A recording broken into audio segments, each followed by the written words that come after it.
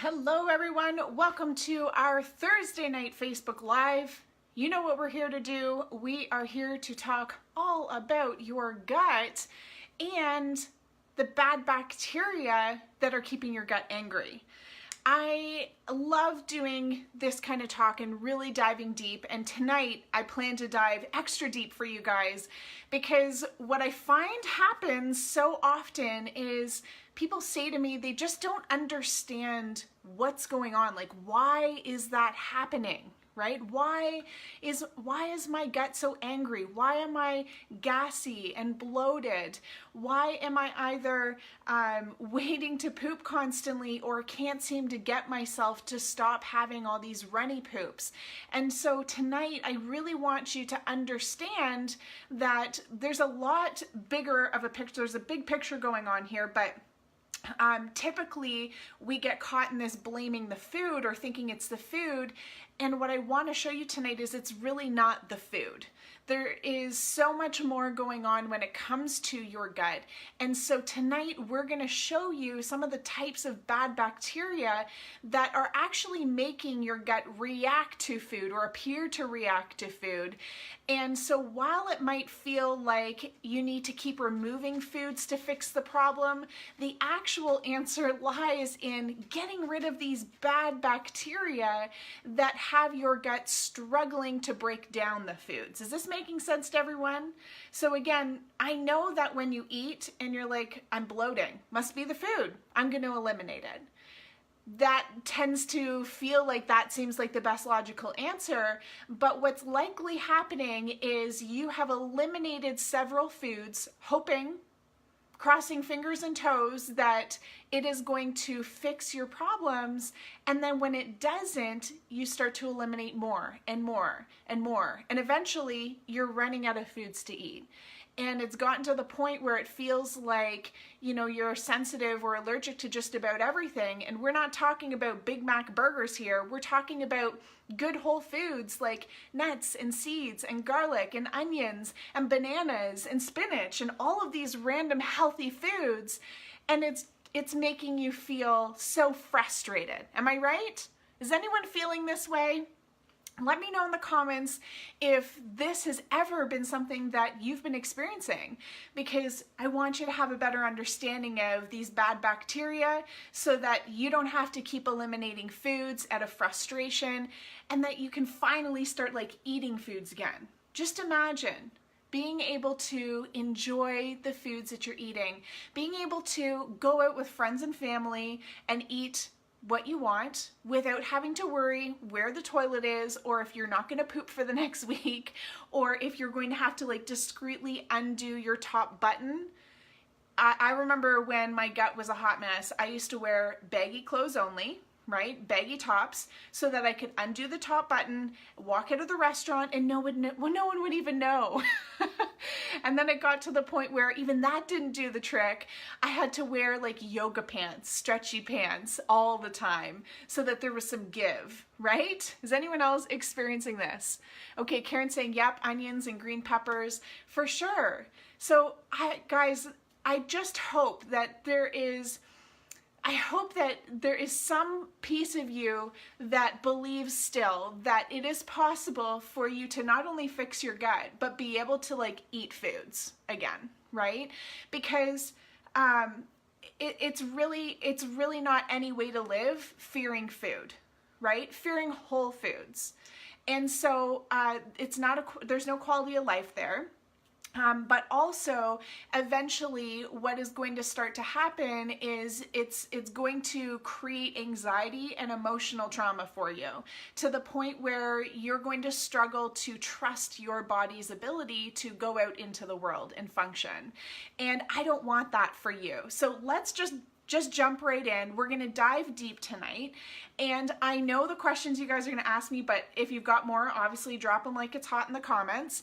But I've got most of the things covered, I'm pretty sure. I know you guys are going to wonder, how did these bacteria come in the first place? How do I know if I have them? How do I get rid of them? We're going to talk about it all. So first things first, I want you to understand how your gut actually works, right? So if we look in your beautiful gut, I know I'm a professional artist, as I always say. You've got your gut here, and hopefully you guys have some food going on. So you're gonna have food particles, right? And you'll also have digestive enzymes. These digestive enzymes are like tiny Pac-Men, and they like to go through, travel through, and they help to break down your food particles so that you can digest and absorb your nutrients. Make sense? Now, you're also going to have some good bacteria. Yes to the good bacteria. We want lots of these guys. And I don't want you to panic, but you are going to have some bad bacteria, all right? The problem is, or becomes, when you have more of the bad guys than you do the good guys. So, this is what your gut should ideally look like. The problem becomes when we are stressed, when we have used antibiotics, if we haven't had enough water to drink in the day, or over time we are dehydrated, if you are eating the same foods all the time, which is really common when you're scared to eat, you end up resorting to your safe foods. If you are aging, we're all screwed there. We're all getting old, whether we like it or not.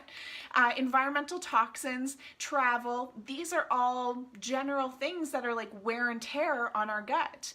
And so they start to deplete your digestive system. And studies have shown that these everyday stressors, these everyday things that wear and tear on our gut come in and they deplete our digestive enzymes.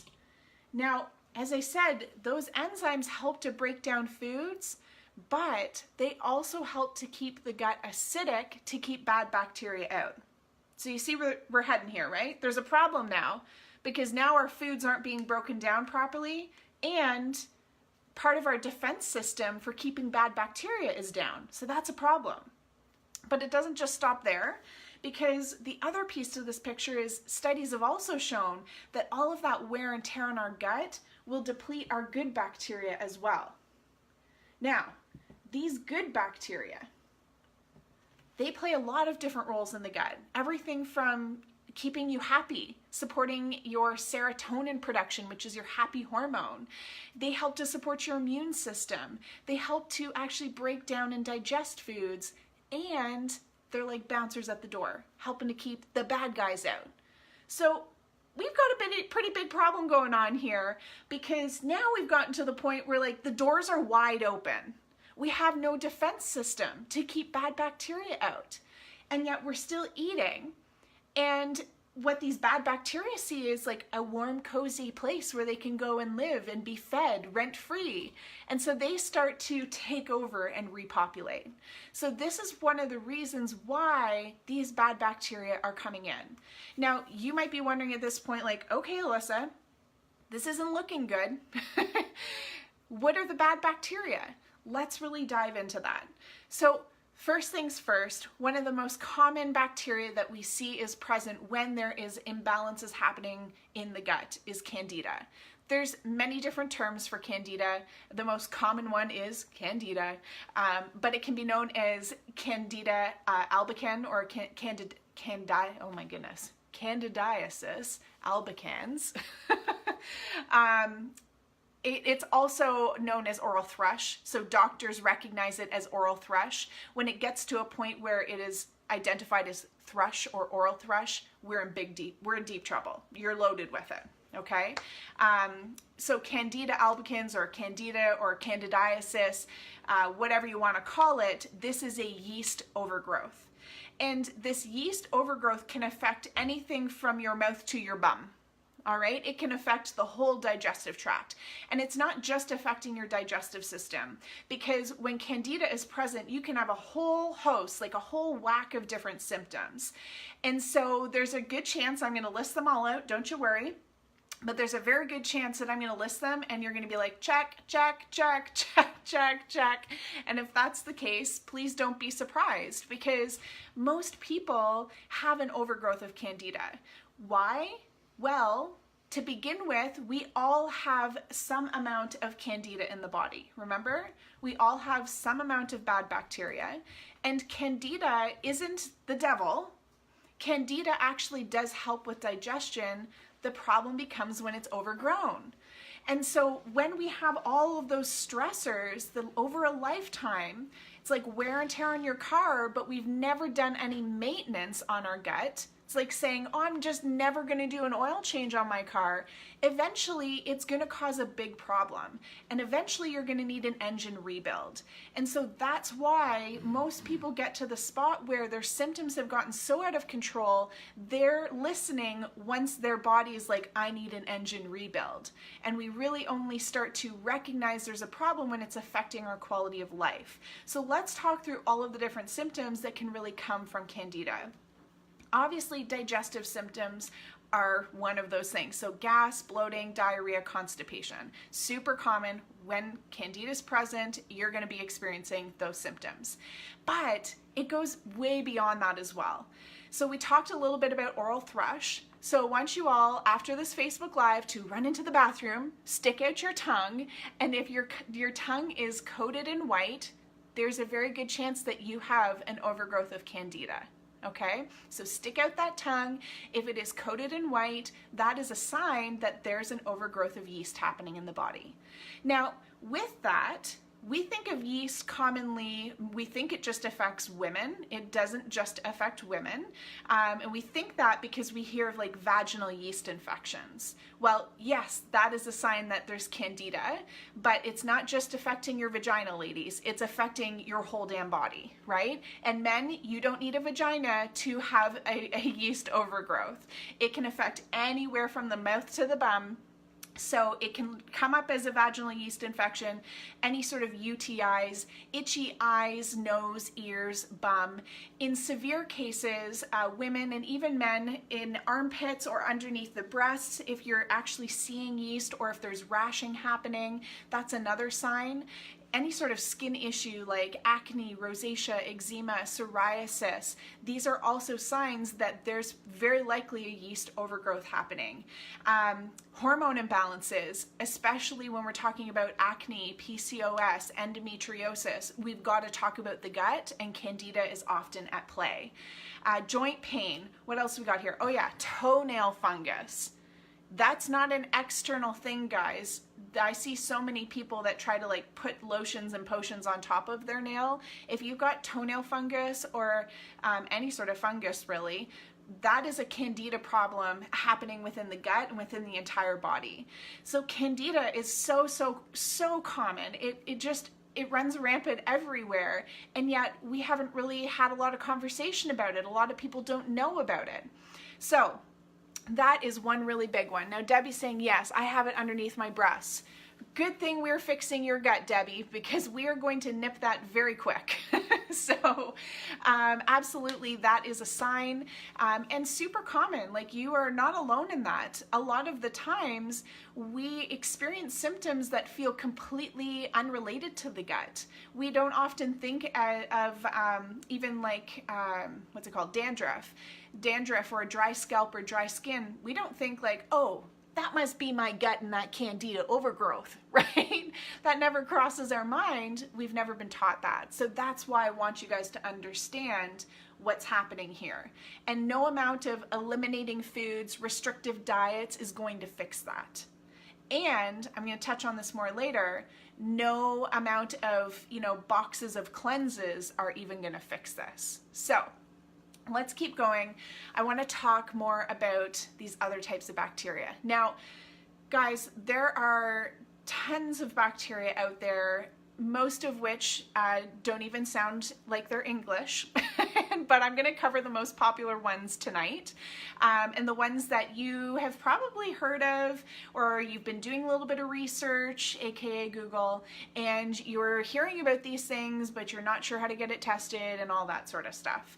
So the next one I want to touch on is H. pylori. H. pylori, not as common, not many people are aware of it. Your doctor is very much aware of it, but you'll likely have to push to have it tested. And I want you to take this moment to receive permission from me to be an advocate for your health and ask for the tests that you need done. There is no shame in saying, I feel there is something out of balance in my body and I please need that test done.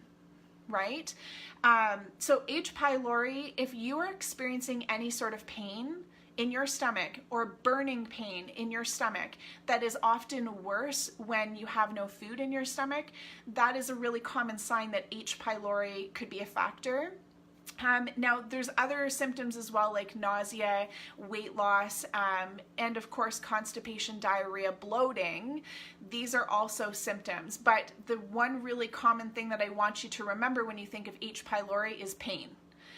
So when I work with clients that have H. pylori, they're in a lot of pain. They don't want to eat, but they feel better when they eat. And it's like this raw, burning sensation that they're getting in their gut.